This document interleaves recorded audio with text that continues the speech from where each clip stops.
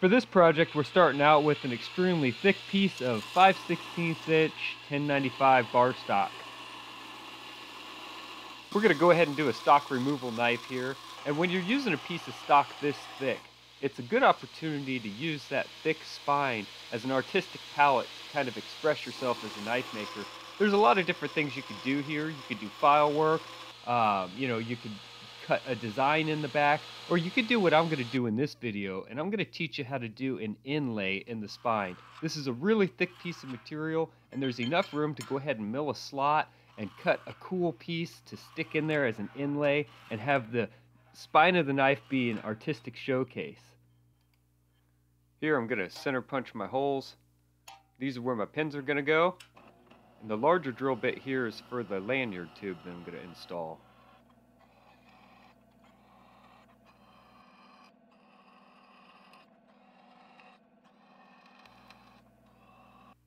I've decided to lay my bevels forward on this knife to give it kind of a nice flow. See how those bevels lay forward?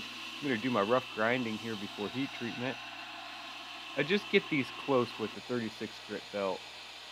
I don't worry about it too much before heat treatment. I'm going to clean it up afterwards. This is the sharpening choil. What this does is it gives you a place as you're sharpening to run right off of the sharp edge of the blade and not hit that inside ricasso area while sharpening. I'm going to fire up the forge, preheat my oil. We're going to get this thing heat treated. This is 1095, so I like to get it to non-magnetic and hold it there for 2-3 minutes. Make sure I got a nice even heat throughout the entire piece of steel, and then we're going to go in for the quench. I'm going to do a differentially heat treated blade here, so I'm only going to quench the cutting edge of the knife, and you'll see how that works here in just a second. So go ahead and dunk the blade in, make sure the entire cutting edge is submerged, and you just hold it there. We did do a temper cycle, 425 for 2 hours times 2. And now after heat treat, we're just going to get it all cleaned up. Clean up the flats first, and then we're going to do the finish grinding. Now we're going to get it set up in my milling machine, and I'm going to mill a slot right down the center of the spine. I left a little bit of meat on each side, but the slot is going to receive a piece of wood that we're going to inlay into the spine of the knife. I went ahead and sanded this out to 500 grit, cleaned it up, and I'm going to throw it in the vat of ferric chloride acid here. And this is going to show you that differentially heat treated line, the Hammond line that pops out. It's a pretty cool touch on these knives. I'm just going to clean it up here with some 4/0 steel wool, go in for a second dunk, pull it out, you're going to get to see that cool Hammond. Check that out. It really adds just a whole nother layer to the knife.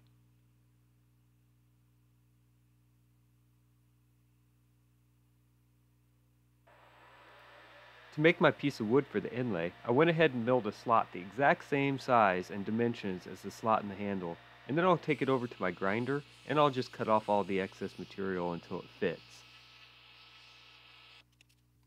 This is a nice tip. When I like to do sectioned handles, I go ahead and glue everything up in large blocks.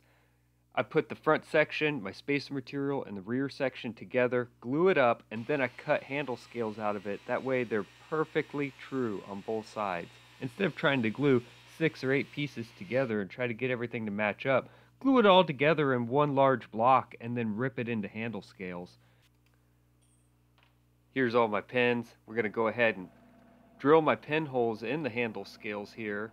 We'll trim off the excess on the handle scales so that they fit nice, and then we're going to go in for some glue up. I did decide to add a decorative notch in the top of the scales, a kind of a relief that you're going to see the blade come through where it drops down off the spine of the knife. Just another nice little touch.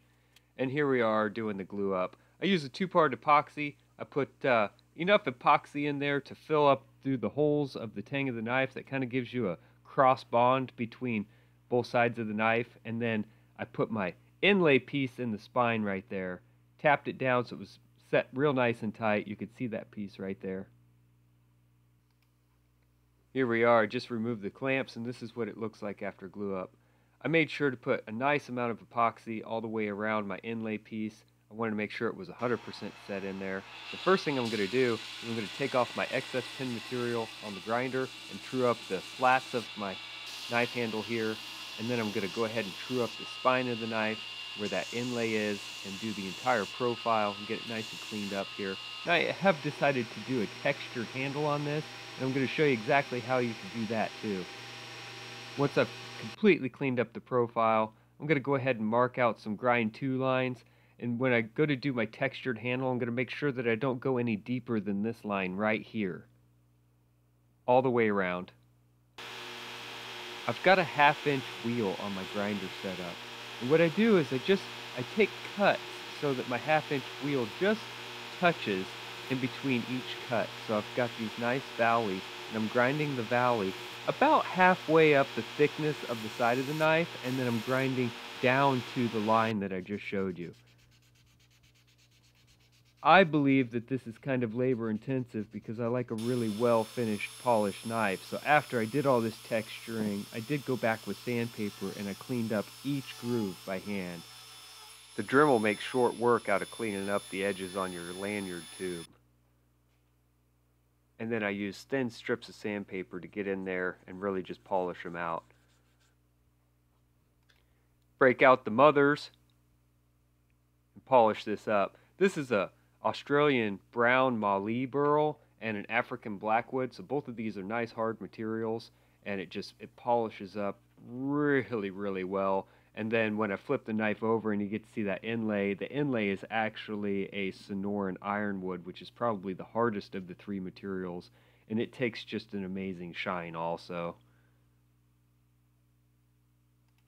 Make sure you get into all those little nooks and crannies. And here we go, I'm going to polish this top up where that inlay is. It came out really nice. Throw down a strop here. I'm going to show you how sharp the knife is, and I'll show you a couple close-ups of it also. This strop is a piece of artificial leather that's got some polishing compound embedded in it. It works really well. As you can see, it cuts paper and hair, among other things, but it definitely cuts paper. And generally people like to see the knife cut paper. And here it is, all finished up. Doesn't that inlay just really pop out at you? It's pretty cool. I really like the textured handle scales on this. The Hammond line popped out really nice and gave it some extra activity on the blade. I did pick up some scratches here when I made the sheath. I made a common mistake where I made a Kydex sheath and I had a piece of grit in it when I inserted the knife, and it gave me a couple scratches on the blade. I was able to get those out, but it took a little extra work. But that inlay really came out nice. Once again, if you have a piece of stock this thick, you can make a knife out of it, but it's going to be extremely heavy. So you'll see that I drilled a whole bunch of holes in the tang of this knife to reduce weight, and then I used the extra thick profile as an artistic palette to really kind of express myself as a knife maker. I could have done file work here, but I thought the inlay was kind of cool. So what do you guys think? Here's the sheath. Kydex and leather. I really like these hybrid sheaths.